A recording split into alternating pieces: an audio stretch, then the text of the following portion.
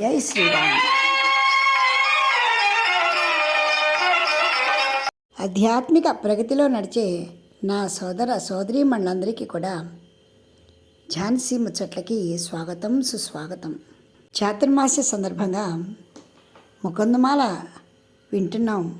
నిన్ననే మలయాళ దేశాధీశుడైనటువంటి కులశేఖర్లు అందరినీ కూడా ప్రజలందరినీ, తన రాజ్యంలోని ప్రజలందరినీ కూడా శ్రీరంగనాథ క్షేత్రానికి వెళదాము, నడవండి అంటూ చక్కగా ప్రేరణ ఇచ్చారు.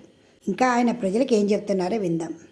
జయము జయము దేవో దేవకీ నందనోయం, జయతు జయతు కృష్ణో వృష్టివంశ ప్రదీప, జయతు జయతు మేఘశ్యామల కోమలాంగో, జయతు జయతు పృథ్వీ భారనాశో ముకుంద.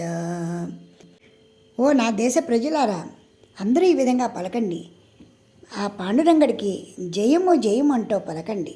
వృష్టి వంశానికి పుష్టినిచ్చినటువంటి ఆ దేవదేవునికి జయాన్ని జయము జయమని పలకండి. ఆ భూదేవికి గల పాపభారాన్నంతా కూడా పోగొట్టడానికి శ్రీకృష్ణ అవతారుడై ఈ భూమి మీద జన్మించినటువంటి ఆ నందకుమారుడికి జయము జయము అని పలకండి అంటూనే ముకుందమూర్ధ్నా ప్రణిపత్య యాచే భవంతమేకాంతమియంతమర్థం అవిస్మృతి స్వచ్చరణారవిందే భవే భవే మే అస్తు తవ ప్రసాదాత్. ఆయన ఓ నందగోపాల, నీకు మా శిరములు వంచి నమస్కరిస్తున్నాము. మా అందరిది ఒకే ఒక చిన్న కోరిక. స్వామి, నీ దయ వలన నాకు ప్రతి జన్మలో కూడా నీ పాదపద్మాల యందే మనసు నిలిపే భాగ్యాన్ని ప్రసాదించు. ఎప్పుడూ కూడా ఏ జన్మలో కూడా నిన్ను మరవకుండా ఉండేటువంటి భాగ్యాన్ని నాకు ప్రసాదించు అంటూ, ఇది తప్పించి నాకు ఇంకేమీ లేదయ్యా కోరిక అంటూ ఆ కులశేఖరులు ప్రార్థన చేస్తున్నారు.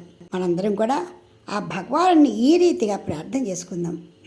నాహం వందే తవ చరణయోః ద్వంద్వ మద్వంద్వహేతోః కుంభీపాకం గురుమపి హరే నారకం నాపనేతుం రమ్యా రామాం మృదుతనులతానందనేనాపిరంతుం భావే భావే హృదయ భవనే భావయేయం భవంతం భావయేయం భవంతం. నేను ఈ విధంగా ఎందుకు ప్రార్థిస్తున్నానో తెలుసా నాయన ఓ రంగా? మరణానికి భయపడి కాదు, మరణానంతరము నాకు విధింపబడబోయేటువంటి శిక్షలని గురించి తప్పించుకోవడానికి కూడా కాదు.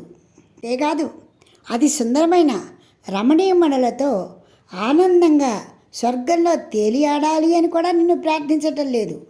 ఎందుకో తెలుసా? ప్రతి జన్మలో కూడా నీ ఆలోచన, నీ రూపం, నీ నామం నా మనసంతా నిండిపోవాలి. నిత్యము కూడా ప్రతి క్షణము అహర్నిశలు కూడా నిన్ను స్మరణ చేసేటువంటి భాగ్యం మాత్రమే నాకు కావాలి. అంతేకాని ఏ భోగభాగ్యాల గురించి కానీ, ఏ బాధల గురించి కానీ నిన్ను స్మరణ చేయటం లేదు. అన్నీ కూడా నా కర్మానుసారం జరుగుతాయి. అలాంటి కష్టాలలో ఉన్నా కూడా నా మనస్సు ఏమరపాటు లేకుండా నీ పాదాలపై ఉంచాలి, నీ చరణాలపైనే లగ్నమయ్యేటువంటి భాగ్యాన్ని ఇవ్వు నాయన అని ఆయన ప్రార్థన చేస్తున్నాడండి.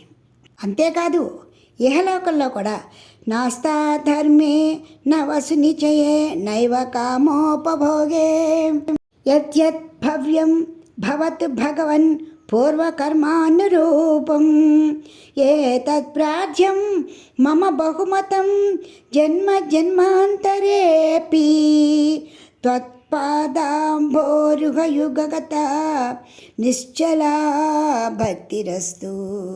ఆయన పరలోకంలో సుఖాలు వద్దు అంటున్నా కదా అని ఇహలోకంలో సుఖాల కోసమని నిన్ను ప్రార్థన చేస్తున్నా అనుకున్నాయేమో. నాకు అవి కూడా వద్దు, వాటి మీద కూడా ఆశ లేదు, కోరిక లేదు, భ్రాంతి కూడా లేదు. నాకు ఒకటే కోరిక, ఇహములోనైనా పరములోనైనా ప్రతి జన్మలో కూడా నాకు ఏ జన్మ వచ్చినా పర్వాలేదు. ఎందుకంటే అన్నీ కూడా పూర్వజన్మలలో చేసిన కర్మలను పట్టే మాకు జన్మలు వస్తూ ఉంటాయి. వాటి గురించి నాకు భయము లేదు, బాధ లేదు, బెంగ లేదు. కానీ నేను ఏ జన్మలో ఏ ప్రాణిగా పుట్టినా కూడా ఈ పాదాలపైనే నా మనసు లగ్నం చేసేటువంటి భాగ్యాన్ని ఇమ్మని ప్రార్థిస్తున్నాను తండ్రి. ఎలాంటి ఈతి బాధలు లేని వారే మనస్సుని ఆ భగవంతునిపై లగ్నం చేసి ప్రార్థన చేస్తున్నారంటే మనలాంటి సంసార సంబంధికులు ఆ భగవంతుని గురించి ఎంత ప్రాకులాడాలి. నాయనా శ్రీరంగ దివివా భువివా మమ అస్తు వాసో నరకే వా నరకాంతక ప్రకామం అవధీరిత శారదారవిందో చరణో తే మరణే అపి చింతయామి. అది నరకం కావచ్చు, స్వర్గం కావచ్చు, ఏడేడు లోకాలలో ఎక్కడైనా సరే జన్మరాని నీ పాదపద్మాలని విడలేనటువంటి భక్తిని నాకు ప్రసాదించు. అందరం కూడా దేవదేవుని ఆ విధంగా ప్రార్థన చేసుకుందాం. మళ్ళీ వచ్చే సంచికలో మరికొన్ని శ్లోకాలను చదువుకుందాం. జై శ్రీరామ్. అందరం కూడా చక్కటి భక్తి మార్గంలో నడుద్దాం. మీకు ఈ వీడియో నచ్చితే లైక్ చేయండి, షేర్ చేయండి, సబ్స్క్రైబ్ చేయండి.